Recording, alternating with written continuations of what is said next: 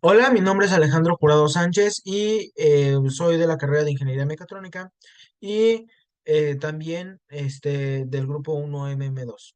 Y el día de hoy les voy a explicar como tal esta red neuronal hecha para identificar imágenes. Ahora bien, dentro de esta red neuronal tenemos principalmente que se está haciendo dentro de la herramienta Colab. Ahora, ¿cuál es la complejidad de esto? Básicamente una red neuronal, pues precisamente es una red que consta de varias neuronas y a su vez va descartando información o va a poder ir aprendiendo información para poder clasificarla o hacer cosas por sí mismas.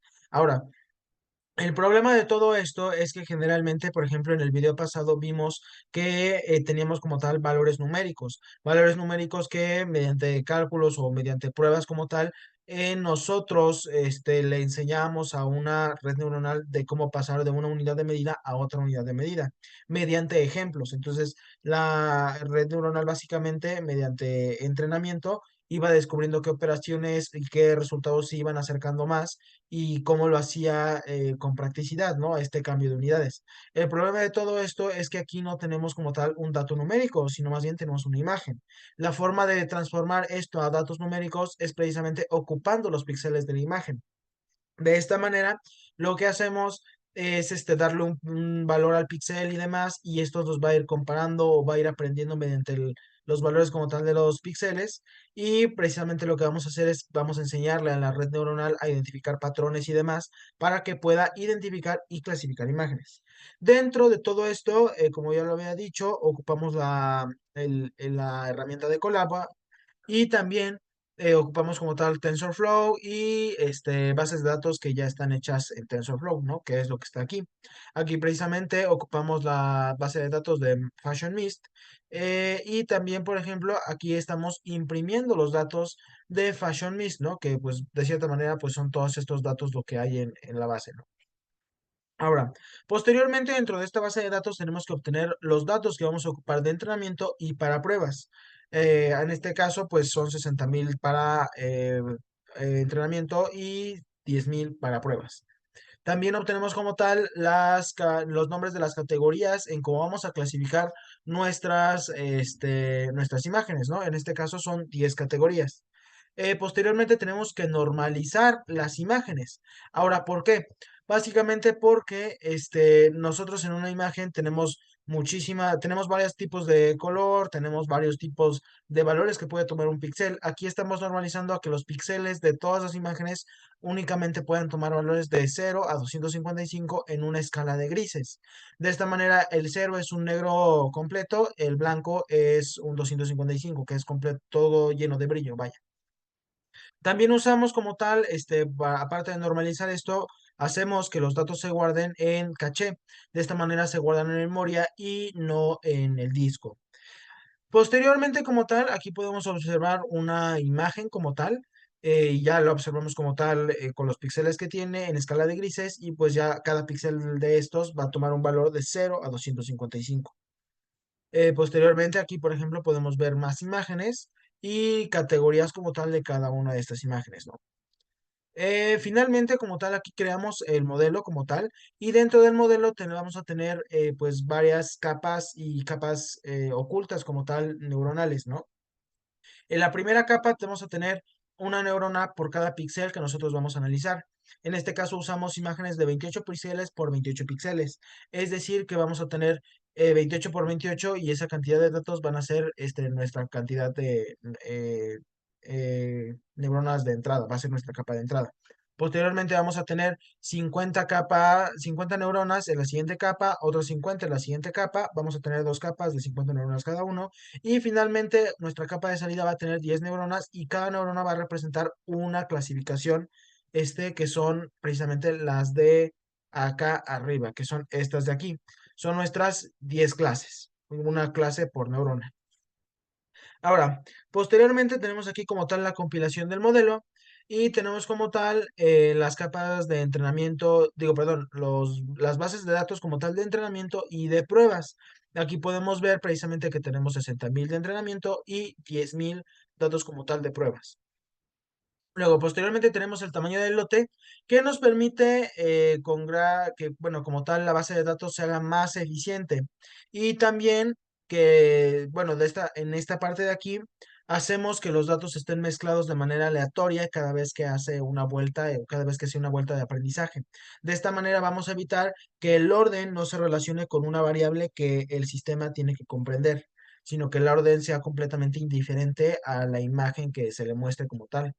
Aquí podemos ver, por ejemplo, la función de pérdida y bueno, aquí, por ejemplo, también vemos como tal las vueltas que hizo, ¿no? Hizo 5 vueltas de aprendizaje, los valores que hizo, las pruebas que hizo en cada vuelta y pues vamos viendo aquí, por ejemplo, cómo va mejorando la, la cercanía o como tal el porcentaje de error, ¿no? En este caso, pues tenemos un 88% de porcentaje de asertividad. Es decir, tenemos una certeza del 88% y un error de aproximadamente un 12% como tal. Aquí como tal, este código como tal únicamente está hecho precisamente para que el programa como tal, o como tal que sacar 10 imágenes de base de datos, bueno, varias imágenes de la base de datos, y clasificar a las imágenes dependiendo del error o la certeza que tuvo nuestra red neuronal, poniendo en color azul como tal una barra de certeza y en color rojo pues como tal una barra de error. Es decir, si vemos una barra roja, quiere decir que precisamente hubo un error, ¿no? Aquí, por ejemplo, en la esquina inferior derecha podemos ver que como tal hay barra roja, quiere decir que aquí hubo un error, o sea, que la página como tal o que la capa de nuestra red neuronal pues se equivocó, ¿no? Nuestra red en este caso pues no fue lo suficientemente certera. Como podemos ver, en la mayoría de casos pues sí cumplió con los estándares, ¿no? Y finalmente, como tal, aquí tenemos una prueba como tal de una imagen, es decir, ahorita estamos probando que la imagen número 8 y nos da la predicción de que es un sneaker, es un tenis. Podemos probar con la imagen número 5 y si nosotros compilamos como tal, podemos ver que nos dice que es un trouser. Y, por ejemplo, podemos ver que la imagen número 1 nos va a dar como predicción que es una shirt, o sea, una playera. Bueno, posteriormente como tal, esto sirve para la exportación del modelo y como tal, bueno, todo este código es precisamente para la importación. Aquí, por ejemplo, es para la conversión del archivo a TensorFlow, como tal, ver si se descarga la carpeta y como tal, visualizar el contenido de la carpeta. Ahora, esto como tal lo trataremos en el siguiente video, ¿no? Em, en el que bueno, les voy a mostrar como tal la importación de un modelo, ya como tal de una capa, de una red neuronal.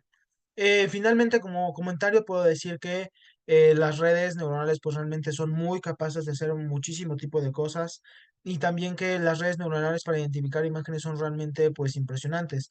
Esto es un ejemplo pues muy sencillo de cierta manera.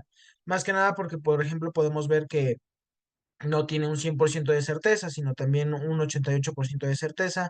Podemos ver que se equivoca y de hecho al momento de ejecutarlo de cierta manera podemos percatarnos de que la red no es perfecta. Pero sin embargo, esto tiene muchísimas aplicaciones y realmente en un contexto más cotidiano puede tener muchísimas aplicaciones como tal, siempre y cuando diseñemos una red neuronal pues precisamente hecha de una muy buena manera.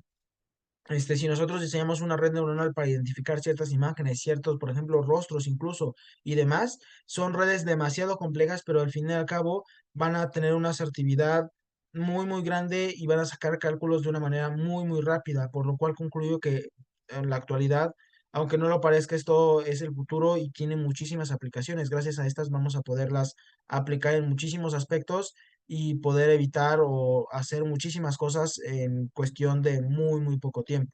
Pues como tal, las redes neuronales no identifican como tal las cosas, sino que más bien aprenden las cosas y precisamente después las identifican. Esto hace posible que si nosotros mostramos algo cercano, incluso la red va a intentar de comprenderlo y ya que lo comprenda, nos va a dejar un resultado con una asertividad muy alta. Y bueno, eso sería todo por mi parte. Gracias por su atención.